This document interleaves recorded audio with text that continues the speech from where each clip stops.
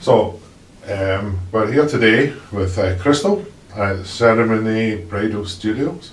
And I'll try and talk slowly. If you don't understand me, I don't get offended. Okay, try my best. So, what we're looking at is introducing entrepreneurs in Barrie. We're looking to look for people who are fairly young in the business, so you're less than 3 years. Yes, correct. When did you start? We opened in August 2018, so about a year and a half now. Wow. Has it been going good?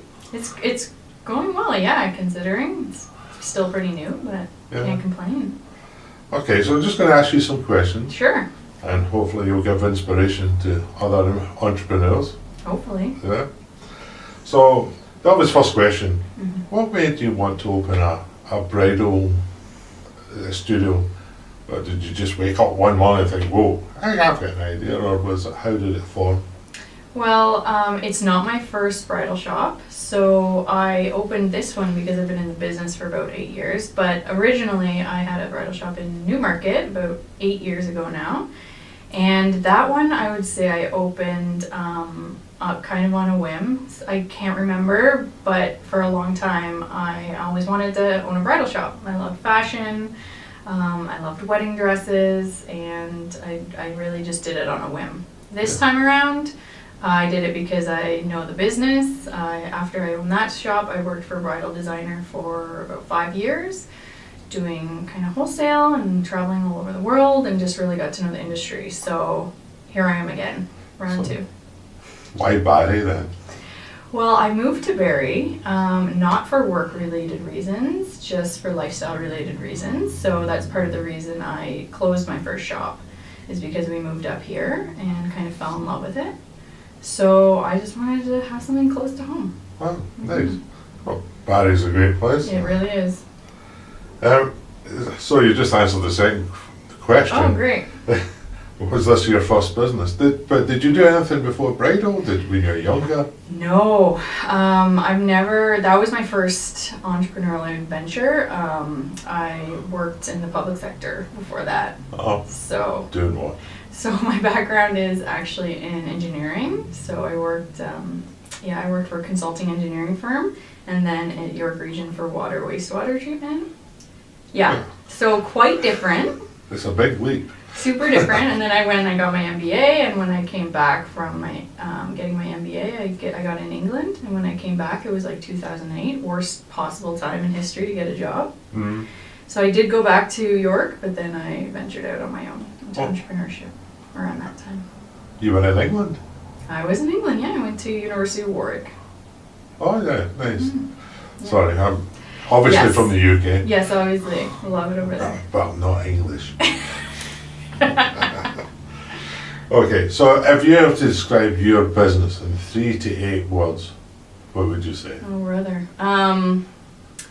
I would say I have a few. Definitely modern, chic, friendly, fresh. Yeah? Those are the words that come to mind. Okay, and where do you get, you mentioned that you were in design before. Yeah. Do you design any of your I dresses? don't design them personally, no. So I represent about 6 designers from all over the world that I work with on a kind of a continuous basis, and I just work with them because I know they offer great quality for like a reasonable price point, and I know it's kind of what girls like. I just, over the last years of working in the business, I know kind of what girls are after.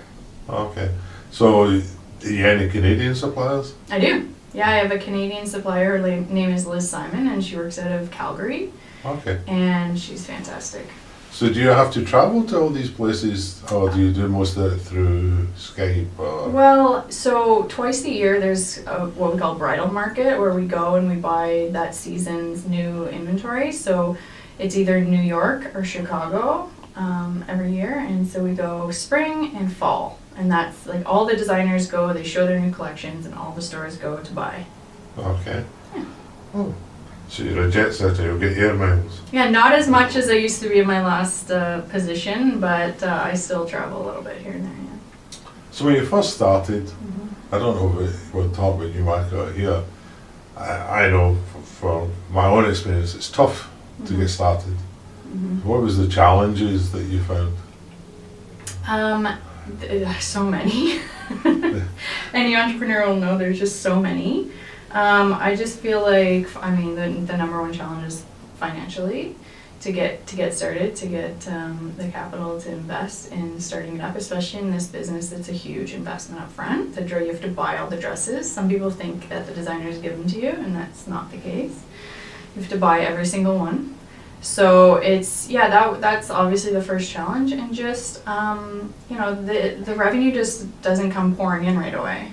No. It's still building. I'm still dumbfounded by the amount of people who are like, oh, I never knew you were here. I just bought my wedding dress, I never knew you were here. It's like constant. So I'd say that's a really big challenge, is just getting the word out and getting the recognition that, yeah, we're here, we're open for business, and long hours, phone's always in your hand, trying to separate that life from family life. These are kind of the biggest challenges I find. So in the startup, you would have to finance the company, you had to do all the business plans, go and talk to all the banks. I actually pretty much financed it myself. So it's very, very hard to get, as everyone kind of in the world knows these days, it's super hard to get business financing without some sort of backing. And so I kind of did it myself. I started as small as possible, and I've been building the inventory over the last year and a half as I kind of earn revenue, putting it all back into the business.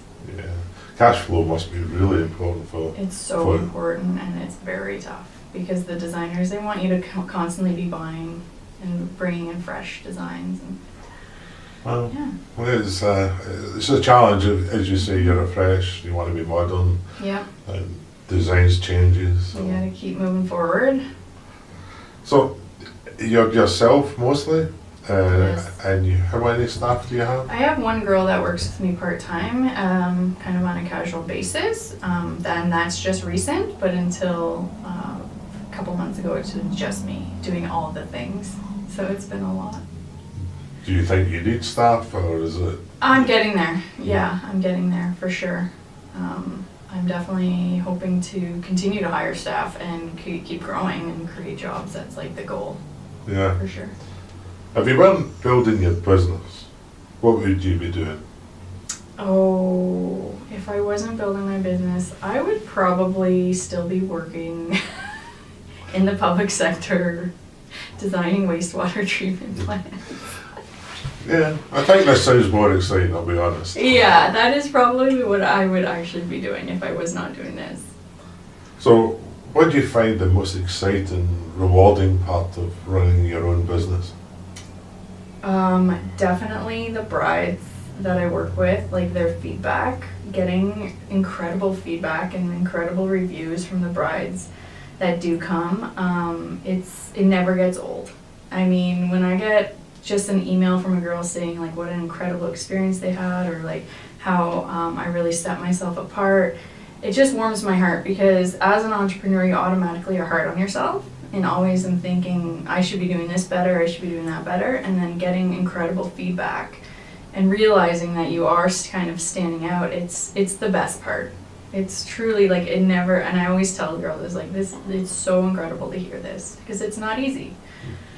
No, and I think running your own business, you get more rewards for yourself, not monetary, but you're master of your own destiny. Yeah, it's rewarding for sure, because everything's you know, especially in these early stages. So, and I also really love just like the connections, like meeting people constantly in the entrepreneurial world, through the chamber, through Sandbox, all those kind of outlets, like just meeting incredible people and gaining mentors. It's super rewarding and fun. Just getting the time to be at these things is yes, a challenge. like as we spoke about, it's like constantly, like if you're not here, you're doing something always. It's definitely not a 9-to-5 job.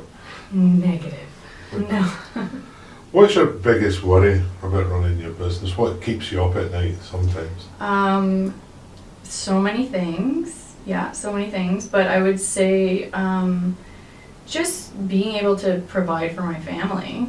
It's tough because, I did go from a world that was very secure and a regular paycheck into entrepreneurship, which is basically not. It's not that way. There's so many unknowns. The competition is fierce, and it continues to become more fierce. And the bridal world's always changing. So there's just there's a lot of things. But the bottom line comes down to, am I going to grow to the point where I can contribute to the family and pay for things like my little kids to go into activities and stuff like that. A lot lies on my husband's shoulders right now, and I really hope to grow to the point where I can contribute a bit. So, but it's helpful to have a supportive spouse. It's insanely helpful. And I'm very grateful, because a lot of women, do it completely on their own, and that I cannot imagine, because I wouldn't be probably doing it. Yeah. Or I'd be doing it in a very different way, for sure. Like I said, everything that comes into the business goes back into the business now, because I want to offer the brides the best of the best and keep changing based on their feedback and what they're asking for. Okay, well, I'm sure you'll get there. Yeah, thank you. What's the strangest request you've ever had from a customer? Oh man, I don't think I've had anything super strange, but I guess what pops into my mind, and it's happened a couple times, it's not super crazy, but girls come in and they find their dream dress, and often will purchase it or at least be set on it, and then want to come back and with whoever was not there with them at the moment, and I have to pretend that I've never met them before. Oh, okay. So it's like, oh, hi, Susie, nice to meet you. Oh, this is your dress, that's so exciting. Meanwhile, she was here a couple days ago. Well, But that's happened a couple times, so it's Yeah. not super strange. I'm sure as you go on, you'll find stranger things than that. I actually love it. It gives me great acting practice. So, where do you see your business going to be in 5 years' time? Or where would you like it to be? I would definitely like to have grown, probably to a bigger space, something that can accommodate more simultaneous appointments. We're at the point right now we work with one bride at a time, so weekends get really booked up. We often have a wait list, which is great, but at the same time, we're having to turn people away at times, which is not ideal. So I guess I see my business definitely within 5 years in a bigger space, multiple staff, just steady growth. So you would expand maybe into like a mall or something like that? Yeah, like maybe some sort of, I don't even know, a strip mall, or like just even another house, just with more space. Like, I'm super open to that, Yeah. as long as it's kind of welcoming and comfortable. Because a lot of the great feedback I get about this space is the atmosphere, the environment. Yeah, it's very homely. Yeah, feel like you're in my home, right? Yeah. So, but would you ever think of expanding and maybe opening more shops, or you just want to be content opening the one big one? I think it would just be the one big one. I mean, it's always a possibility. There are people out there that expand into multiple shops, but the competition out there is fierce. So there's already a lot. It would be difficult to expand into different areas. I think I'd be content just having the one and having it run well and busy. Yeah. What advice would you give someone thinking of starting any kind of business, not just a bridal place, but any business? What advice would you give them? I would say start small. I've done both. I've started big and I've started small. Starting big is tough because it takes time to build it. And when you're in over your head, it gets incredibly stressful. So start small. And the other big piece of advice I would like to give is definitely seek out mentors, which I've done this time around, and it's been insanely valuable. There's so many, especially in Barrie, there's so many resources for young entrepreneurs, and free programs and free mentorship, and you should take it. Yeah, yeah. I think you should surround yourself Yeah. with people. It's always good. Even just for encouragement, right? It's not always like life-changing advice, but it's just sometimes like encouragement, like seeing that other people have also struggled but made it through. Yeah, because it's not all roses, and No. sometimes you need somebody just to pick you up and dust Exactly. you down. And Yeah, that's exactly it. okay, well, thank you very much for your time. Thank and you. I'm Thanks sure. for coming. Oh, it was my pleasure. Good. So, thank you very much, and we'll talk soon. Perfect. All right.